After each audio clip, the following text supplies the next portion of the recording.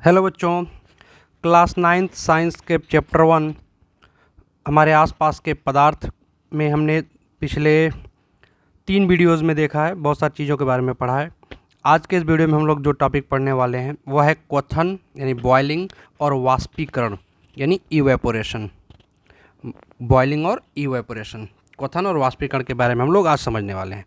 तो वीडियो को पूरा देखें, स्किप ना करें और अपने दोस्तों के साथ ज़रूर शेयर करें। चलिए, सबसे पहले हम समझते हैं वाष्पीकरण क्या है। देखिए, क्या होता है कि जो द्रव है या द्रव ठोस हो, ठोस द्रव गैस कोई भी हो, सबके अणु क्या करते हैं, गति करते रहते हैं, गतिमान रहते हैं। इनमें सबसे ज़्यादा जो गति होती है वो गैस के अंदर होती है। उसके बाद नंबर आता है द्रव का और सबसे कम ठोस के अणुओं के बीच होता है। तो जो द्रव के अणु हैं क्या होते हैं, उनकी जो वेग होती है वो सबकी अलग अलग होती है। विभिन्न वेग से जो द्रव के अणु होंगे वो गति करेंगे और आपस में टकराते रहते हैं। इससे क्या होगा, ऐसे टकराने से जो अणुओं की गतिज ऊर्जा होगी वो बढ़ती जाएगी और एक समान नहीं रहेगी, किसी की ज़्यादा होगी, किसी की कम होगी। तो कुछ अणुओं की जो गतिज ऊर्जा होती है इतनी अधिक बढ़ जाती है कि वे द्रव की सतह को छोड़कर वाष्प में बदल जाते हैं। द्रव की सतह को छोड़ देते हैं और वाष्प में बदल करके ऊपर उठ जाते हैं। इसी क्रिया को वाष्पन या वाष्पीकरण कहते हैं। यानी क्या लिखेंगे, द्रव के अणु विभिन्न वेगों से गतिमान रहते हुए आपस में टकराते हैं, अतः सभी अणुओं की गतिज ऊर्जा एक समान नहीं रहती। कुछ अणुओं की गतिज ऊर्जा इतनी अधिक हो जाती है कि वे द्रव की सतह को छोड़कर वाष्प में बदल जाते हैं। इस क्रिया को वाष्पन या वाष्पीकरण कहते हैं। अब ये जो वाष्पीकरण की प्रक्रिया है वो क्या होगी, ये बहुत धीमी प्रक्रिया है, धीरे धीरे होती है। द्रव का ताप कुछ भी हो, वाष्पीकरण होता रहता है। जब द्रव का ताप कम होता है तो वाष्पीकरण धीरे धीरे होता है, क्योंकि उनकी ऊर्जा धीरे धीरे बढ़ती है, कम बढ़ती है। और जब ताप हम बढ़ा देते हैं तो वाष्पीकरण बढ़ जाता है, क्योंकि अणुओं की जो ऊर्जा होगी वह ज़्यादा बढ़ जाएगी। तो ये धीमी प्रक्रिया है और द्रव के प्रत्येक ताप पर होता रहता है। द्रव के प्रत्येक ताप पर होता रहेगा। जैसे पानी है तो 10 डिग्री सेल्सियस टेम्परेचर हो, 50 डिग्री सेल्सियस हो, 55 डिग्री सेल्सियस हो, 90 डिग्री सेल्सियस हो, हर ताप पर वाष्पीकरण होता रहता है। अगर ठंडी का मौसम होगा, ताप कम होगा, तो वहाँ भी वाष्पीकरण होगा, लेकिन धीमे होगा, धीरे धीरे होगा। और गर्मी में वाष्पीकरण तेज़ी से होगा, क्योंकि ताप बढ़ जाएगा। यही कारण होता है कि गर्मियों में नदी और तालाब जल्दी सूख जाते हैं, तालाब का पानी जल्दी सूख जाता है।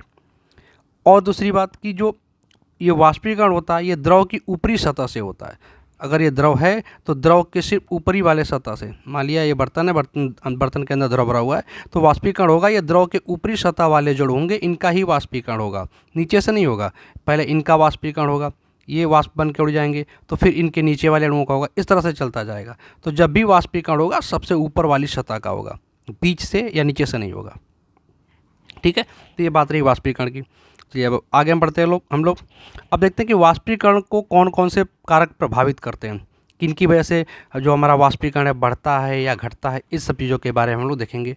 तो 4 कारक ऐसे हैं जो वाष्पीकरण को प्रभावित करते हैं। पहला है पृष्ठीय क्षेत्रफल, जिसको बोलते हैं सरफेस एरिया। पृष्ठीय क्षेत्रफल, सरफेस एरिया। देखें, जब पृष्ठीय क्षेत्रफल बढ़ेगा तो वाष्पीकरण बढ़ने लगेगा, वाष्पीकरण की दर बढ़ जाएगी, क्योंकि अभी हमने पढ़ा कि जो वाष्पीकरण होता है द्रव की ऊपरी सतह से होता है, ऊपर वाले पृष्ठ से होता है। तो पृष्ठीय क्षेत्रफल जब बढ़ जाएगा तो जो द्रव का पृष्ठीय क्षेत्रफल जब बढ़ेगा तो ज़्यादा से ज़्यादा अणु द्रव के बाहरी पृष्ठ पर रहेंगे और उनका वाष्पीकरण होगा। तो जितना ज़्यादा क्षेत्रफल उतने ज़्यादा अणु, उतना ज़्यादा वाष्पीकरण। तो जब हम पृष्ठीय क्षेत्रफल बढ़ा देते हैं तो वाष्पीकरण की दर बढ़ जाती है, और जब पृष्ठीय क्षेत्रफल को कम करेंगे तो वाष्पीकरण की दर कम हो जाएगी। इसका उदाहरण हम लोग देख सकते हैं कि जब हमें कपड़ा सुखाना होता है तो उसे हम लोग फैला देते हैं, एक साथ मोड़ करके नहीं रखते, फैला करके रखते हैं, ताकि उसका पृष्ठीय क्षेत्रफल बढ़ जाए और वाष्पीकरण तेज़ी से होगा, जिससे कपड़ा जल्दी सूख जाएगा। ठीक है, चलिए दूसरा फैक्टर होता है, दूसरा कारक है तापमान यानी कि टेम्परेचर। टेम्परेचर यानी ताप बढ़ने पर वाष्पीकरण की दर बढ़ेगी, क्योंकि जब ताप बढ़ेगा तो अणुओं की गतिज ऊर्जा बढ़ेगी। जितना ज़्यादा गर्म करेंगे उतनी ज़्यादा ऊर्जा बढ़ेगी। तो ताप बढ़ने पर अणुओं की ऊर्जा बढ़ेगी, वे जल्दी से वाष्प में परिवर्तित हो जाएंगे। तो ताप बढ़ने पर वाष्पीकरण की दर बढ़ जाती है, ताप घटने पर वाष्पीकरण की दर घट जाती है। यही कारण है कि गर्मियों में वाष्पीकरण जल्दी होता है, तालाब का पानी जल्दी सूख जाता है। चलिए तीसरा कारक है आर्द्रता। अब आर्द्रता पहले समझे क्या है कि जो वायु है उसमें जल वाष्प उपस्थित होता है, जल की बूंदें उपस्थित होती हैं, जल वाष्प उपस्थित होता है। तो वायु में जो जल वाष्प की मात्रा होती है उसे आर्द्रता कहलाती है। क्या कहते हैं उसे? आर्द्रता। वायु में उपस्थित जल वाष्प की मात्रा आर्द्रता कहलाती है। यानी वायु में जितना अधिक जल वाष्प होगा हम कहेंगे आर्द्रता उतनी ही अधिक है। तो जब आर्द्रता में वृद्धि हो जाती है तो वाष्पीकरण की दर घट जाती है। क्यों? क्योंकि जब आर्द्रता में वृद्धि होगी यानी वायु में जल वाष्प की मात्रा बढ़ जाएगी और एक निश्चित ताप पर वायु के अंदर एक निश्चित जल वाष्प की मात्रा ही रह सकती है, उससे अधिक नहीं हो सकता। तो जब जल वाष्प आर्द्रता पहले से ही बढ़ी रहेगी यानी वायु में जो जल वाष्प की मात्रा है वो अधिक हो चुकी है, अब उससे ज़्यादा घुलेगा नहीं, उससे ज़्यादा जल वाष्प वायु में घुलेगी नहीं, मिलेगी नहीं। इस वजह से जो वाष्पीकरण की दर होगी वो घट जाएगी। तो आर्द्रता में जब वृद्धि हो जाती है तो वाष्पीकरण की दर घट जाती है। इसका उल्टा जब आर्द्रता में कमी हो जाती है तो वाष्पीकरण बढ़ जाता है, क्योंकि जब आर्द्रता में कमी होगी तो वायु में उपस्थित जल वाष्प की मात्रा कम हो जाएगी, तो बाहर से जो जल है वाष्पीकृत होकर के वायुमंडल में जा सकता है, यानी वाष्पीकरण की दर बढ़ सकती है। तो जब आर्द्रता में वृद्धि होगा तो वाष्पीकरण की दर घट जाएगी। चलिए अब चौथा जो कारक है वह है वायु की गति, वेलोसिटी ऑफ एयर। तो वायु की गति क्या है? जब वायु तेज़ी से चलता है, तेज़ी से बहता है, तो जो जल वाष्प के कण होंगे जो हमारे वायु में उपस्थित हैं वो हवा के साथ उड़ जाएंगे। क्या होगा? हवा के साथ आगे बढ़ जाएंगे, उड़ जाएंगे। अब जब हवा के साथ जल वाष्प आगे चला गया तो आसपास का जो वायुमंडल है उसमें जल वाष्प की मात्रा कम हो जाएगी, अर्थात आर्द्रता घट जाएगी। और जब ऊपर अभी पढ़ा है कि जब आर्द्रता घट जाती है तो वाष्पीकरण की दर बढ़ जाती है। इसी कारण जब हवा तेज़ चलता है तो अगर भीगे हुए कपड़े फैला दें तो जल्दी सूख जाता है, क्योंकि आसपास की वायु की जल वाष्प हवा के साथ उड़ जाती है, आसपास के वायुमंडल में आर्द्रता की कमी हो जाती है, इस वजह से वाष्पीकरण तेज़ी से होता है और कपड़ा जल्दी सूख जाता है। चलिए अब हम अगला देखते हैं हम लोग क्वथन के बारे में कि क्वथन क्या है। देखिए जब किसी द्रव को हम लोग गर्म करते हैं तो उसका ताप पहले बढ़ेगा। किसी भी चीज़ को हम लोग गर्म करते हैं तो क्या होता है? उसका ताप पहले बढ़ता है। तो द्रव को जब गर्म करेंगे तो उसका ताप धीरे धीरे बढ़ेगा, 10 से 20, 20 से 25, 25 से 30 से होता जाएगा। फिर एक समय ऐसा आएगा कि उसका ताप स्थिर हो जाएगा, उसके बाद उसका ताप बढ़ना बंद हो जाएगा और द्रव तेज़ी से वाष्प में बदलने लगेगा, तेज़ी से वाष्प में बदलने लगेगा।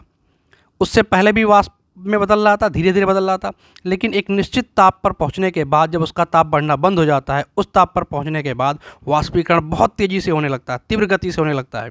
उसके बाद उसका ताप तभी बढ़ेगा जब पूरा का पूरा द्रव वाष्प में बदल जाए। जब पूरा का पूरा द्रव वाष्प में बदल जाएगा उसके बाद तब उसका ताप बढ़ना शुरू होगा। ठीक है, तो वो जो निश्चित ताप है जिस पर वाष्पीकरण बहुत तेज़ी से होता है और ताप का बढ़ना रुक जाता है, द्रव सिर्फ वाष्प में बदलता है, उस ताप को हम लोग कहते हैं क्वथनांक। क्या कहते हैं? क्वथनांक। और इस क्वथनांक वाले ताप पर जो हमारा द्रव है वो उसका जो वाष्प दाब होता है वह एक वायुमंडलीय दाब के बराबर हो जाता है। अब वाष्प दाब क्या है? वाष्प दाब क्या है? अगर मान लो कोई द्रव ले लिया जाए, द्रव है, द्रव को जब हम गर्म करते हैं तो किस में बदलता है? ये जब इसको गर्म करेंगे तो ये वाष्प में बदलेगा। अब जब वाष्प में बदलेगा तो ये वाष्प दबाव डालेगी, यानी दाब डालेगी, उसी को हम लोग क्या कहते हैं? वाष्प दाब। यानी द्रव के वाष्प में बदलने पर जो वाष्प दाब डालता है वो क्या कहलाता है? द्रव का वाष्प दाब कहलाता है। तो क्वथनांक वह ताप है जिस पर किसी द्रव का वाष्प दाब बढ़ करके एक वायुमंडलीय दाब के बराबर हो जाता है। वायुमंडलीय दाब पिछले वीडियो में मैंने बताया है कि वायुमंडलीय दाब क्या है, कि जो हमारा वायुमंडल है वह मुक्त रूप से जितना दाब डालता है किसी सतह पर वो क्या कहलाता है? वायुमंडलीय दाब कहलाता है। तो क्वथनांक वह ताप है जिस पर किसी द्रव का दाब एक वायुमंडलीय दाब के बराबर हो जाता है। तो क्या लिखेंगे? वह ताप जिस पर किसी द्रव का वाष्प दाब एक वायुमंडलीय दाब के बराबर हो जाता है, उस द्रव का क्वथनांक कहलाता है। और क्वथनांक वाले ताप पर यानी क्वथनांक पर जब द्रव वाष्प में परिवर्तित होता है तो उस प्रक्रिया को क्वथन कहते हैं। तो क्या लिखेंगे? किसी द्रव का उसके क्वथनांक पर वाष्प में परिवर्तित होना क्वथन कहलाता है। क्वथन को इंग्लिश में बॉइलिंग कहते हैं, क्वथनांक को बॉइलिंग पॉइंट कहते हैं।